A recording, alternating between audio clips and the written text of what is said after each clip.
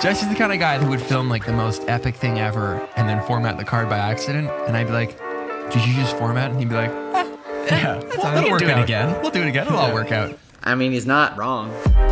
You see, a few months ago, I filmed this unboxing intro sequence, and I really, really liked it. And in that video, I climbed up onto this storage unit, high, and I threw the package to myself. And as I catch the box and I rip it open, I find that someone sent me a gimbal, and this isn't the only one.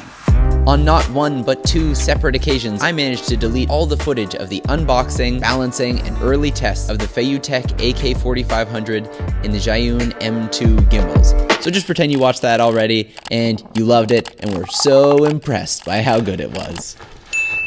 So I've got my friend Kyle up for the week, helping me make some YouTube videos.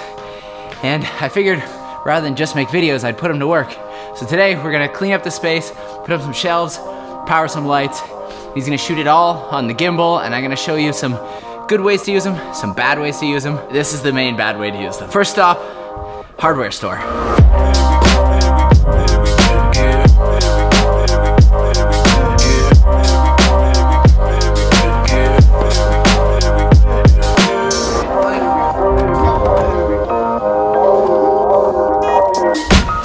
One of the main reasons that I've never really been a big gimbal advocate is that they're just not that convenient, you know? They got moving parts and batteries and motors, and you've got to balance them and move them just the right way. And for my style of filming, which is very run and gun, in the moment, get the shot, I find that most of the time I work better without it. And on that note, this entire hardware store scene was shot handheld on my iPhone. But make no mistake, had I brought a gimbal, these shots would have been more stable and just better overall. So there's typically a quality and convenience trade-off you have to make one way or another. With a gimbal, it's gonna be smoother, it's gonna look better. Without it, you're gonna be able to work faster and get more shots.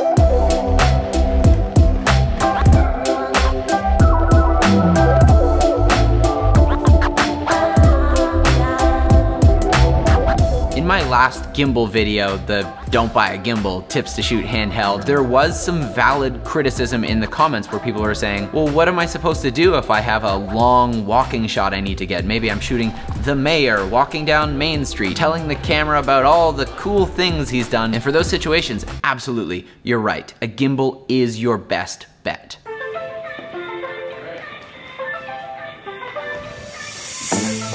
But let's say you do have a gimbal and you have shots you want to get. I want to show you some key things to look out for to make sure you don't mess those shots up. Especially when you're in a single operator mode, what you'll notice is that a lot of people are missing their compositions. Maybe they're panning as someone walks by, but the camera is slightly delayed and you'll have characters barely hanging in the frame because the operator didn't have the foresight to get that movement started early so that when the camera did move, it followed at the right time. So what you're gonna wanna do is anticipate movement and be ready to gently move into the, gently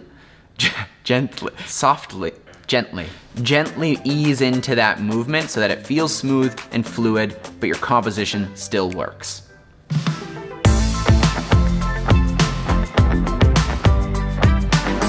The way I like to do it is to anticipate these movements, so I'm leaving space in front of my character in order for them to have space to walk into, rather than feeling like they're always crammed up into a wall and they've got nowhere to go. You would typically want to have that breathing space in front of them where they're going to walk.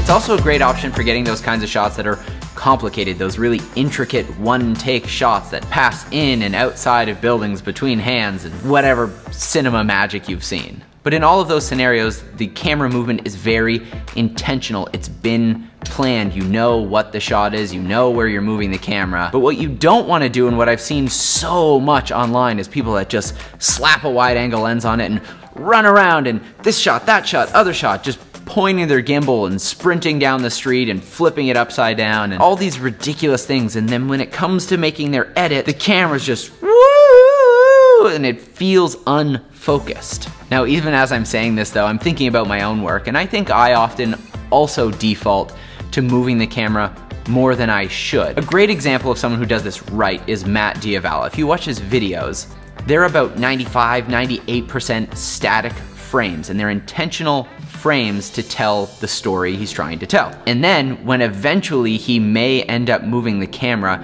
it's so much more impactful because it's contrasted against all the other shots. It stands out as something special. But if the whole video is just, when you finally have a shot that you want to make impactful, it's a lot harder to do it. Something really cool about gimbals is that they can kind of be treated like a jack of all trades, but you need to be careful because they will be a master of none. Oftentimes while trying to mimic a dolly shot that's dollying forward or trucking sideways or whatever, what you're gonna get is a bit of that imperfection, a bit of that bounce. So sometimes you might be pushing in on someone, but your swaying is actually leading to this really uncomfortable foreground-background parallax. In the same way, instead of that left to right wiggle, you might get that up and down bounce. Now there's not an easy fix for this. Sometimes it's just about getting the shot several times to find the one that works best for you. Sometimes doing the action faster and slowing it down can help minimize some of that. You may still need to stabilize it a little bit in post to help mitigate that, but through trial and error and practice, you can get better at it and hopefully not need to fix everything you do in post.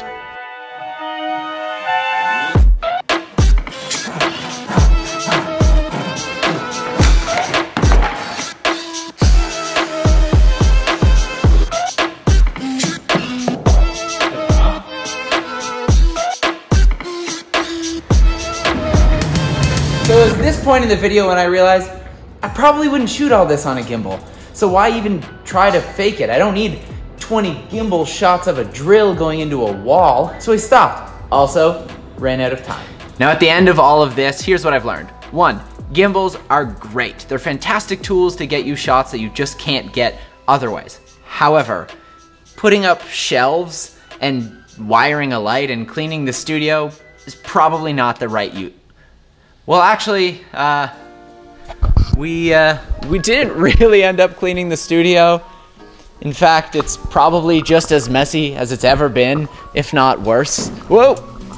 Also, huge shout out to today's sponsor of the video, which is Storyblocks. And you've heard me talk about Storyblocks like 100 times now, assuming you've seen other of my videos. But Storyblocks is a fantastic online stock footage website, but they're much more than that. They've got After Effects templates and sound effects and textures, backgrounds, all sorts of elements in order to help your project along. So if you were to just go on there searching for a specific type of gimbal shot, like a shot following someone's feet, or maybe following a horse or a car, you could find hyperlapses and all sorts of shots that you really do need a gimbal to get.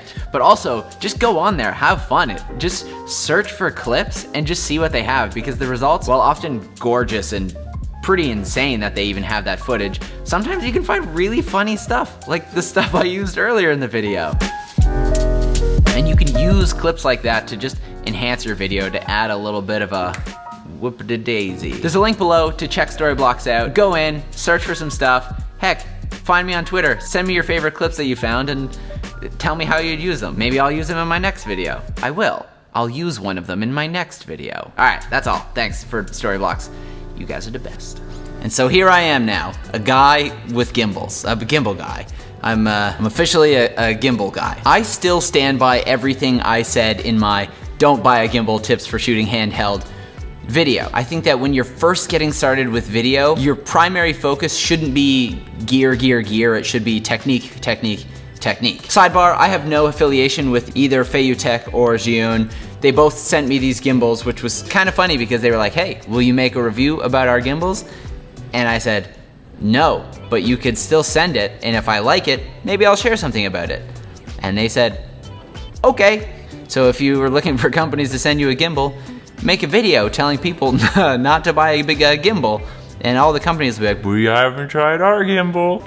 If you've liked this video, I would appreciate a like, a thumbs up, a comment. If you hated this video, I'm so sorry that I wasted your time. Subscribe, that would mean a lot to me, and I love you, you're great. I hope you like your gimbal. I hope it serves you well. I have a gimbal now. We're not so different. Wait, you told me you don't save footage, right? No, it's all gets deleted. Yep, classic Jesse.